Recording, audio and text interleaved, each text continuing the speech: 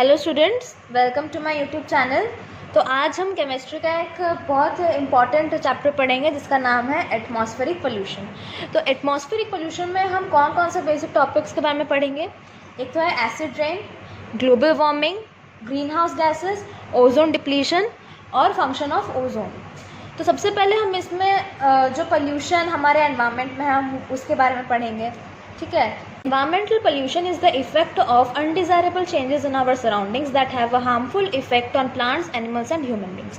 तो environmental pollution का मतलब क्या होता है कि हमारे जो सराउंडिंग्स हैं, ठीक है, इस प्लैनेट में ह्यूमन बींग्स और एनिमल्स, प्लांट्स, इनमें जो हार्मफुल इफेक्ट्स जो होते हैं उसको हम बोलते हैं environmental pollution. The word pollution is derived from the Latin word pollutes, which means made dirty. Pollution is created by harmful substances generally produced by human beings. At times, nature also pollute the environment. The substances that contaminate and degrade Earth's environment have an adverse impact not only on human life, but also on plants and animals. Nature certainly has the capacity to accommodate some of these pollutants by way of recycling or storage in harmless form. However, when these pollutants are added to the environment at a rate much faster than nature, it leads to the deterioration of environment. तो pollution word आया कहाँ से?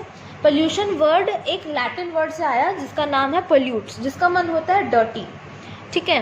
तो pollution जो है वो harmful substances की वजह से क्रिएट होता है, जो हमारे सराउंडिंग्स में हमारा जो नेचर है, हमारा जो एनवायरनमेंट है उसको जो हार्म करता है, या फिर ह्यूमन बींग्स या फिर प्लांट्स एंड एनिमल्स को जो हार्म करता है उसको हम बोलते हैं पोल्यूशन। ठीक है। और ये कैसे होता है वो अभी हम आगे पढ़ेंगे। Toxic and otherwise harmful substances that have an undesirable impact on different components of the environment and life forms are known as pollutants. तो जिन चीज़ों के वजह से हमारे एनवायरनमेंट पे और ह्यूमन बींग्स, प्लांट्स, एनिमल्स को हार्म होता है उसको हम बोलते हैं पोल्यूटेंट्स। तो पोल्यूटेंट्स की वजह से ही पोल्यूशन होता है। तो पोल्यूटेंट्स जो होते हैं वो टू टाइप्स के होते हैं, एक होता है नेचुरल और एक होता है man made. Natural sources of air pollutants कौन कौन से होते हैं?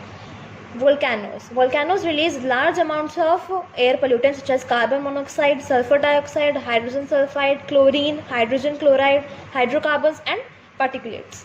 तो volcanoes जो हैं वो एक मेजर सोर्स है एयर पोल्यूटेंट का। तो एयर पोल्यूटेंट का क्या मतलब होता है कि हमारा जो एयर पोल्यूशन हो रहा है वो किस वजह से हो रहा है? वोल्केनोज की वजह से। वोल्केनोज जब उनका जो धुआं होता है उसमें बहुत हार्मफुल सब्सटेंसेस होते हैं, जैसे कि carbon monoxide, sulphur dioxide, hydrogen sulphide, ये सारे जो सब्सटेंसेस हैं ये बहुत हमारे एनवायरनमेंट को हार्म करते हैं। फिर उसके बाद सेकेंड है हमारा decaying vegetation. Microbial action on organic matter in soil releases pollutant that is nitrous oxide. Decaying vegetation का मतलब है कि डिफॉरेस्टेशन। ठीक है। डिफॉरेस्टेशन की वजह से भी बहुत पोल्यूशन होता है। ठीक है।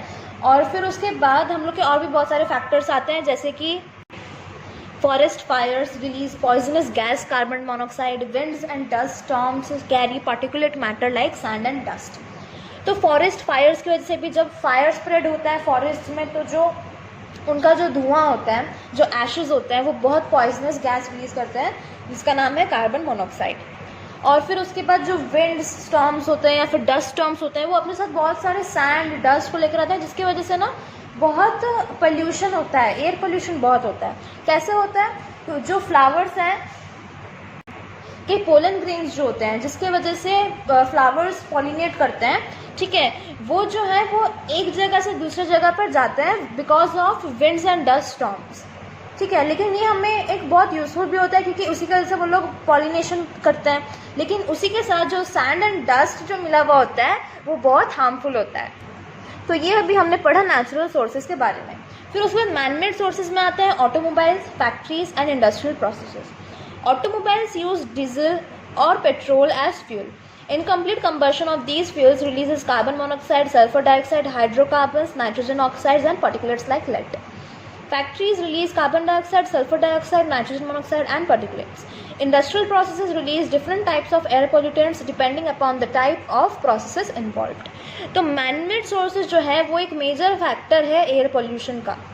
ठीक है। तो उसमें कौन कौन से आते हैं, एक तो सबसे बड़ा आता है ऑटोमोबाइल्स। ऑटोमोबाइल्स मतलब कि व्हीकल्स जो हम यूज़ करते हैं, ठीक है, उसमें जो हम पेट्रोल यूज़ करते हैं जैसे या फिर डीजल यूज़ करते हैं, वो पूरी तरह से इनकम्प्लीट कंबशन वो फॉलो करता है, जिसकी वजह से क्या होता है, जो गैस या फिर एयर वो लोग जो छोड़ते हैं व्हीकल्स, उसमें बहुत ज़्यादा carbon monoxide, sulphur dioxide, hydrocarbons, ये सब प्रेजेंट होता है और ये हमारे एनवायरनमेंट के लिए बहुत हार्मफुल है, जिसकी वजह से बहुत सारी डिजीज़ भी हो सकती है ह्यूमन बॉडीज़ को। फिर उसके बाद एक आता है फैक्ट्रीज़ से जो बहुत धुआं जो रिलीज़ होता है, जिसके अंदर बहुत कार्बन डाइऑक्साइड होता है और सल्फर डाइऑक्साइड होता है, जिसकी वजह से क्या हो रहा है कि ऑक्सीजन डिप्लीट होता जा रहा है, ठीक है, क्योंकि फैक्ट्रीज़ के जो धुएँ हैं उनमें बहुत ज़्यादा कार्बन मोनोऑक्साइड होता है और अदर पार्टिकुलेट्स होता है। पार्टिकुलेट्स मतलब कि अदर हार्मफुल सब्सटेंसेस, जिसकी वजह से पोल्यूशन फैल रहा है। फिर उसके बाद इंडस्ट्रियल प्रोसेसेस में भी फैक्ट्रीज ही आता है, जैसे कि इंडस्ट्रीज़ हैं बहुत बड़ी बड़ी, तो उनकी जो गैस जो रिलीज़ होती है या फिर वो जो केमिकल्स जो रिलीज़ करते हैं वो बहुत पोल्यूट करते हैं एयर को प्लस वाटर को भी। जैसे कि यहाँ पर एग्जांपल दे रखा है, coal power plants release carbon monoxide, sulphur dioxide, ash and smoke. Fertiliser industries release nitrogen oxides and ammonia. तो कोल पावर प्लांट्स कौन से गैसेस रिलीज करते हैं, carbon monoxide and sulphur dioxide, जो कि बहुत हार्मफुल है हमारे एनवायरनमेंट के लिए। तो सबसे मेजर पॉल्यूटेंट कौन सा है, एक तो है carbon monoxide, sulphur dioxide, hydrogen sulphide और एक हाइड्रोकार्बन्स मतलब कि वो कंपाउंड जिसमें सिर्फ hydrogen and carbon he present हो, इसलिए हम उसको बोलते हैं हाइड्रोकार्बन्स। और एक लास्ट पॉइंट है हमारा, DK of crop residue in rural areas is the main source of carbon monoxide and methane. तो मैंने जैसे बताया कि मेजर पॉल्यूटेंट है हमारा हाइड्रोकार्बन्स, तो हाइड्रोकार्बन्स में ही हमारा मीथेन, इथेन, मिथाइल, ये सब है जो वो हाइड्रोकार्बन्स के अंदर ही आते हैं। तो रूरल एरियाज जो होता है वहाँ पर सबसे मेजर पॉल्यूटेंट क्या है, डिके ऑफ क्रॉप, ठीक है। डिके ऑफ क्रॉप की वजह से जो रेसिड्यू, जो लास्ट में जो प्रोडक्ट रह जाता है, वो मेन सोर्स है कार्बन डाइऑक्साइड का एंड मीथेन का, ठीक है। तो ये है major pollutant in rural areas. फिर उसके बाद हम पढ़ेंगे कि एयर पोल्यूशन क्या होता है। Air pollution means degradation of air quality due to concentration of harmful contaminates that effects human, plant and animal lifes. तो एयर पोल्यूशन का मतलब होता है कि जब हमारा जो एयर क्वालिटी है, जो हमारा एटमॉस्फेयर है, जब वो बहुत पोल्यूट हो जाता है, जब उसमें बहुत हार्मफुल सब्सटेंसेस आ जाते हैं, तब जाकर वो एयर को बहुत पोल्यूट करने लग जाता है, जिसकी वजह से वो human life, plants and animals को बहुत इफ़ेक्ट करते हैं। फिर उसके बाद ये प्योर एयर कंपोनेंट्स हैं, ठीक है, और ये हैं उनके परसेंट प्रोपोर्शन, ठीक है, और ये है कॉन्सेंट्रेशन इन मिलियंस। तो ये बहुत इंपॉर्टेंट होता है, ये जो टेबल है इससे हम लोग को पता चलता है कि हमारे जो एटमॉस्फेयर है, ठीक है, उसमें कितना मीन्स कौन कौन से एयर प्रेजेंट हैं, ठीक है।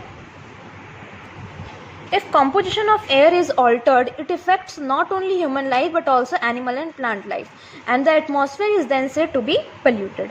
तो जब composition of air जो है, जब यहाँ पर हमने अभी पढ़ा कि इतना ये जो gases हैं, ठीक है, ये इतने % हमारे एटमॉस्फेयर में रहते हैं, अगर इनसे कुछ ज़्यादा हो या फिर कम हो, ठीक है, तब भी जो हमारा एयर है वो पोल्यूट हो जाता है। Air pollution is caused due to the presence of gaseous pollutants like oxides of sulfur, nitrogen, carbon, hydrocarbons and particulate pollutants like dust, smoke, mist, spray and fume. तो एयर पोल्यूशन ये question आ सकता है, what is the cause of air pollution. तो इसका आप ये answers लिख सकते हैं, air pollution is cause due to the presence of gaseous pollutants. Air pollution में ऑफकोर्स गैशियस ही पोल्यूटेंट्स होंगे, ठीक है। तो उसमें मेन कौन कौन से आते हैं, एक तो sulphur, nitrogen, carbon and hydrocarbons, ये सारे जो एलिमेंट्स हैं ये सारे मेन गैशियस पोल्यूटेंट्स हैं। फिर उसके बाद हम पढ़ेंगे gaseous pollutants and there effects. अभी हमने पढ़ा कि कौन कौन से गैशियस पोल्यूटेंट्स होते हैं, फिर उसके बाद उसके इफ़ेक्ट्स क्या होते हैं, वो क्यों हमारे जो लाइफ को इतना हार्म करते हैं। फर्स्ट है sulphur dioxide effects yield of crops and causes damage to lung. तो सल्फर डाइऑक्साइड क्या करता है, वो क्रॉप्स को डैमेज करता है। प्लांट लाइफ, यहाँ पर हम दो डिस्टिंक्शन कर सकते हैं कि एक प्लांट लाइफ में कौन सा हार्म करता है और एक ह्यूमन लाइफ में। तो ह्यूमन लाइफ में वो हमारे जो लंग्स होते हैं उसको बहुत डैमेज करता है अगर हम उसे इनहेल करेंगे, और क्रॉप्स को भी बहुत डैमेज कर देता है। फिर उसके बाद आता है hydrogen sulphide. Gas reduces growth of crops and causes irritation to human eyes. तो हाइड्रोजन सल्फाइड जो है वो बहुत हमारे जो आइज़ को है वो बहुत हार्म कर सकता है, ठीक है, हमारे वो बहुत एक इरिटेशन सा देता है हमारे आइज़ को, और प्लांट और जो ग्रोथ होती है क्रॉप्स की वो बहुत कम कर देता है, जिसकी वजह से बहुत प्रॉब्लम्स होती है एग्रीकल्चर में। फिर उसके बाद आता है fluorides cause destruction of vegetation and affects teeth and bones. Fluorides जो होते हैं मीन्स कोई भी सोडियम फ्लोराइड या फिर आप पोटेशियम फ्लोराइड ले सकते हैं, कुछ भी हो, वो वेजिटेशन को बहुत डिस्ट्रक्ट करता है, मतलब कि जो एग्रीकल्चर होते हैं और हमारे जो टीथ बोन होते हैं उसको बहुत वीक कर देते हैं। फिर उसके बाद आता है nitrogen oxides cause death of many plants and are suspected to cause cancer. तो नाइट्रोजन ऑक्साइड जो है उससे हमें कैंसर हो सकता है और बहुत सारे प्लांट्स जो होते हैं वो उससे मर भी सकते हैं। तो ये थे गैशियस पॉल्यूटेंट्स और उसके इफ़ेक्ट्स। और कौन कौन से गैशियस पॉल्यूटेंट्स और उसके इफ़ेक्ट्स होते हैं अभी हम पढ़ेंगे। Carbon monoxide prevents haemoglobin from carrying oxygen to different parts of the body. ये कार्बन मोनोऑक्साइड के बारे में हम सबको पता ही होगा कि इसके कौन कौन से इफ़ेक्ट्स हैं हमारे बॉडी को लेकर, कि हमारा जो ब्लड में हेमोग्लोबिन होता है उसमें जो ऑक्सीजन प्रेजेंट होता है उसको वो कम कर देता है। हमारे कुछ कुछ बॉडी पार्ट्स होते हैं जहाँ पर वो ऑक्सीजन कैरी नहीं कर पाता। फिर उसके बाद tobacco smoke causes lung cancer. ये हमें पता है कि जो टोबैको होता है और जो उसकी वजह से स्मोक वो जो निकलती है उसकी वजह से हमें लंग कैंसर हो सकता है।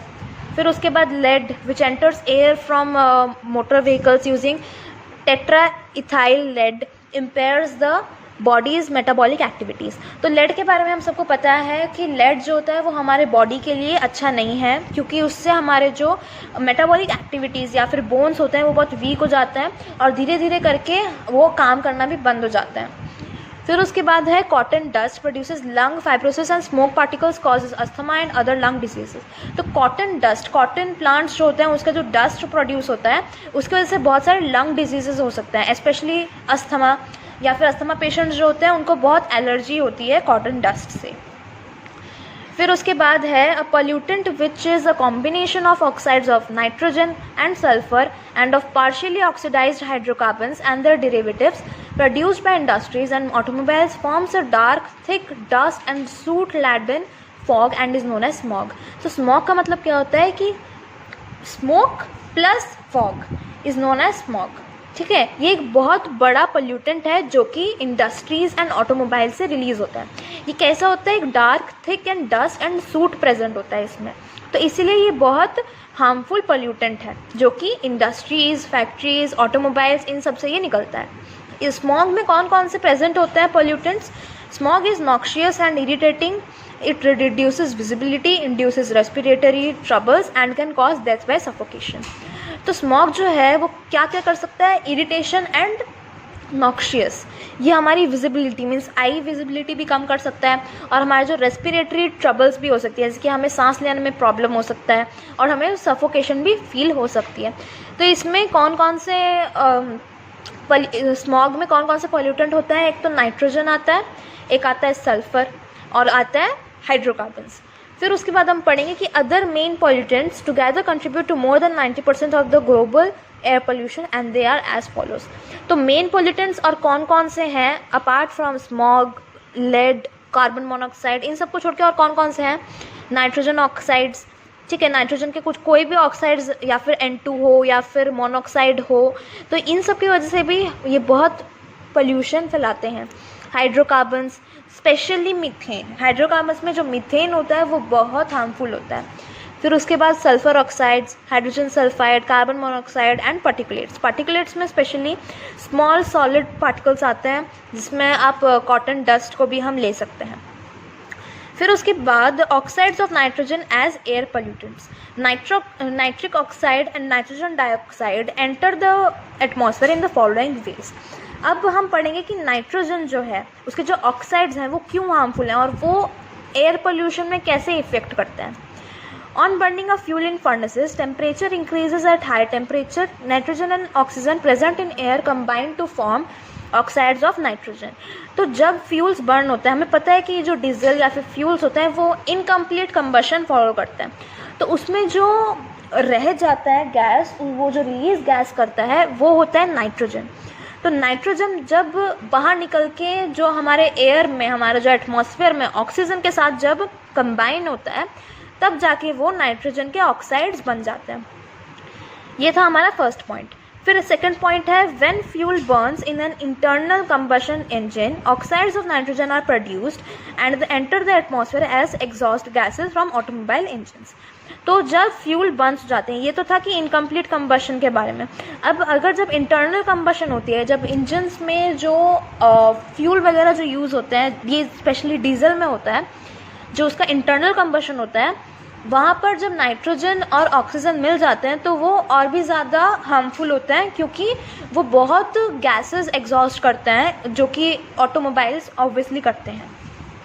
फिर उसके बाद थर्ड पॉइंट है, nitric oxide is form by the reaction between atmospheric nitrogen and oxygen in the presence of electric discharge which happens during thunderstorms when there is lightning. तो नाइट्रिक ऑक्साइड जो है ये बहुत इंपॉर्टेंट पॉइंट है. Nitric oxide जो है ये बहुत हार्मफुल पोल्यूटेंट है सारे ऑक्साइड्स में से. क्यों? क्योंकि ये जब नाइट्रोजन ऑक्सीजन दोनों का रिएक्शन होता है, उसके बाद जब इसमें थंडरस्टॉर्म्स में जो इलेक्ट्रिक डिस्चार्ज होता है, जो क्लाउड्स में जब बारिश का टाइम होता है, तो उस टाइम पे जब लाइटनिंग वगैरह होती है, तो वो भी नाइट्रोजन और ऑक्सीजन के प्रेजेंस में आकर वो रिएक्शन जब फॉर्म होता है, तब जाके हमें हमारा नाइट्रिक ऑक्साइड मिलता है. फिर उसके बाद है, nitric oxide further reacts with atmospheric oxygen and ozone to form nitrogen dioxide. अब ये सारे जो रिएक्शंस हैं, आप ये बहुत अच्छी तरह से समझिएगा और प्रैक्टिस कीजिएगा, क्योंकि ये रिएक्शंस जो हैं ये बैलेंस करने में आते हैं क्वेश्चंस में.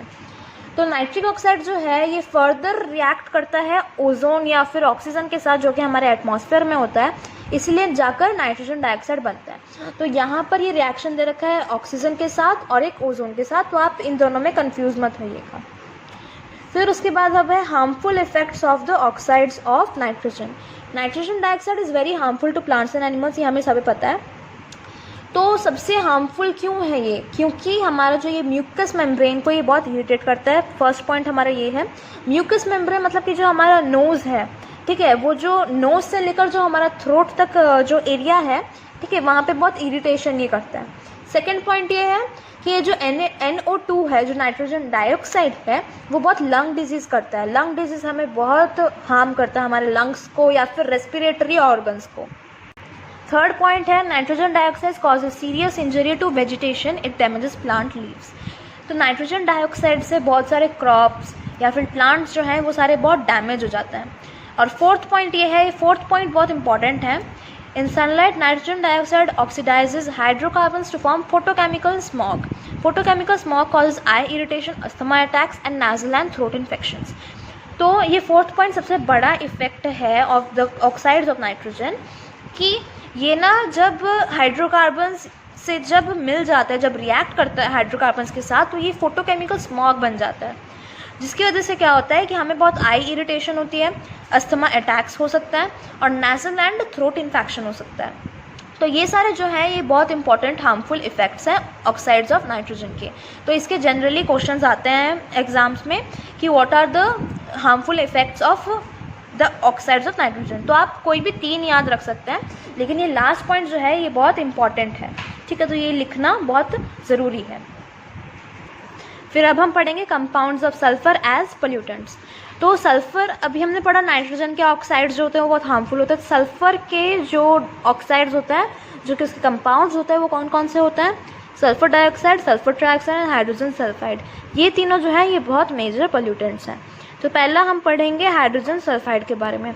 ये कैसे प्रोड्यूस होता है ना, ऑर्गेनिक मैटर से. जो हमारा वेजिटेशन, प्लांट लाइफ है, वो जो डिके हो जाते हैं जब बहुत सारी इंडस्ट्रियल ऑपरेशंस एंड सीवेज की वजह से ये हाइड्रोजन सल्फाइड प्रोड्यूस होता है. इसके हार्मफुल इफेक्ट्स क्या हैं? It causes nausea and irritates the I and the throat. Being acidic in nature, hydrogen sulphide destroys vegetable matter. तो हाइड्रोजन सल्फाइड जो है ये आई इरिटेशन बहुत करता है, ठीक है, और ये वेजिटेबल मैटर और जो वेजिटेशन है या फिर एग्रीकल्चर है ये उनको बहुत हार्म करता है। फिर अब harmful effects of oxides of sulphur, it causes headache, vomiting, death due to respiratory failure, destroys vegetation, weakens the materials and construction, it mixes with smoke and fog to form smoke, which is very harmful। तो ये सारे जो है ये बहुत मतलब कि sulphur के जो ऑक्साइड्स हैं ये बहुत हार्मफुल हैं हमारे एनवायरनमेंट के लिए, क्योंकि ये हमें जो ह्यूमन लाइफ है उसको भी बहुत हार्म कर सकता है, और प्लस जो हमारा वेजिटेशन है, प्लांट लाइफ है, उनको भी बहुत हार्म कर सकता है। फिर उसके बाद अब हम यहाँ पर और एक पॉइंट दे रखा है जो कि बहुत इंपॉर्टेंट है, it is oxidised by atmospheric oxygen into sulphur trioxide. तो ये सल्फर ट्राइऑक्साइड कैसे बनता है कि जब एटमॉस्फेरिक ऑक्सीजन के साथ ये जब ऑक्सीडाइज होता है, जब ये रिएक्ट करता है, तब जाके ये बनता है sulphur trioxide which combines with water to form sulphuric acid. तो सल्फरिक एसिड के वजह से ही हमारा एसिड रेन होता है। तो अगर आपको एसिड रेन के बारे में और भी जानना है तो आप हम मेरे नेक्स्ट वीडियो में देख सकते हैं।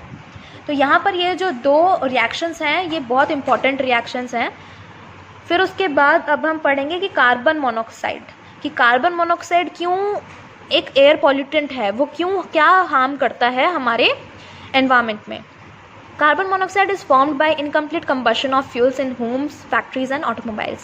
Carbon monoxide is a highly poisonous gas.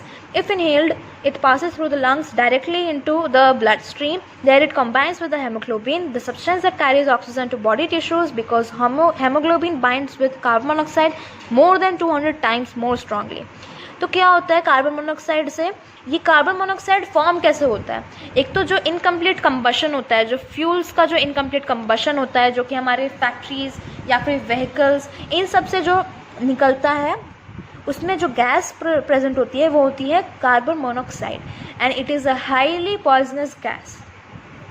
और जब अगर ये कार्बन मोनोऑक्साइड हमारे लंग्स में अगर चली जाती है तो जो हमारे फिर ब्लड स्ट्रीम में जाकर वहाँ पे जो हेमोग्लोबिन प्रेजेंट होता है, इसके अंदर ऑक्सीजन होता है, हमें तो ये बात पता ही है कि हमारा जो ऑक्सीजन होता है वो हमारे हेमोग्लोबिन में प्रेजेंट होता है और वही हर पार्ट्स में हमारे लेके जाता है।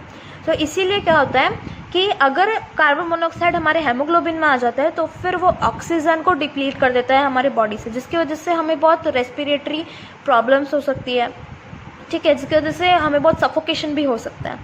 और क्या होता है कि जब ये हेमोग्लोबिन और कार्बन मोनोऑक्साइड जब मिल जाते हैं तो ये कार्बोक्सी हेमोग्लोबिन बना देता है, जो कि बहुत पॉइजनस है हमारे बॉडी के लिए। Since heart and breath are the two tissues most sensitive to oxygen depletion, they show the most serious effects of carbon monoxide exposure. In high concentration carbon monoxide में दस kill by paralysing normal brain action. तो सबसे ज़्यादा sensitive parts हमारे body के हैं heart and brain. इन दोनों को ऑक्सीजन की बहुत ज़्यादा ज़रूरत होती है, और अगर ऑक्सीजन डिप्लीशन हमारे हार्ट में या फिर ब्रेन में हो जाता है तो फिर हमें पैरालिसिस भी हो सकते हैं। फिर उसके बाद अब है control of carbon monoxide pollution, कि हम कैसे इसको कंट्रोल कर सकते हैं। Carbon monoxide pollution can be control in following ways, by switching over the internal combustion engines to electrically powered cars, कि हमारे जो व्हीकल्स जो हैं वो इलेक्ट्रिकली अगर काम करेंगे और फ्यूल्स या फिर डीजल्स का अगर काम नहीं करेंगे तो हम कार्बन मोनोऑक्साइड को कम कर सकते हैं। सेकंड पॉइंट है many pollution control devices are now installed in cars. Most of these devices help reduce pollution by burning gasoline completely. Complete combustion of gasoline produces only carbon dioxide and water vapour. तो क्या होता है कि बहुत सारे जो हमारे devices हैं, कार्स या फिर बसेस या फिर जितने भी हमारी व्हीकल्स हैं, उसमें पोल्यूशन के लिए जो सबसे ज़्यादा हमारे एनवायरनमेंट को हार्म करता है वो सारे डिवाइसेस बहुत इंस्टॉल हुए हुए हैं। तो इसीलिए उनके अल्टरनेटिव्स को इंस्टॉल करने के लिए बोला गया है यहाँ पर। और दो पॉइंट्स कौन से हैं, by using substitute fuels for gasoline natural gas in both compressed and liquefied forms. तो फिर यहाँ पर और एक पॉइंट भी है कि हम गैसोलिन्स को एक्सचेंज कर सकते हैं CNG एंड LNG में, ठीक है, जो कि इतना फ्यूल्स यूज़ नहीं करती हैं। तो इससे जो कंबशन इनकम्प्लीट कंबशन है वो नहीं होगा और कार्बन मोनोऑक्साइड भी कम निकलेगा। by using catalytic converters. Nitrogen oxide is reduced to nitrogen and oxygen in the presence of finely divided platinum or palladium as catalyst. तो ये जो है ये बहुत इम्पॉर्टेंट दो रिएक्शंस हैं जो कि बहुत जनरली क्वेश्चंस में आते हैं. तो क्या होता है कि कैटालिटिक कन्वर्टर्स मतलब कि नाइट्रोजन ऑक्साइड जो है वो नाइट्रोजन और ऑक्सीजन को कम कर सकते हैं. कैसे? कैटालिटिक कन्वर्टर्स की वजह से, जिसमें क्या होता है कि प्लैटिनम या फिर palladium as a catalyst use होता है. ठीक है, तो मैं यहीं पर ये वीडियो एंड करती हूँ. इसमें हमने अभी pollutants, pollution and air pollution के बारे में पढ़ा, क्या उनके इफ़ेक्ट्स हैं, हार्मफुल इफ़ेक्ट्स, वो सब पढ़ा. तो अगर आपको एसिड रेन मेरी नेक्स्ट वीडियो है मैं वो बनाऊँगी, तो अगर आपको उसके बारे में भी जानना है तो प्लीज़ आप मेरी दूसरी वीडियो देख सकते हैं. अगर आपको मेरी ये वीडियो अच्छी लगे तो लाइक, शेयर और सब्सक्राइब ज़रूर कीजिएगा, और अगर कुछ डाउट्स हो तो आप कमेंट सेक्शन पे लिख सकते हैं. Thanks for watching.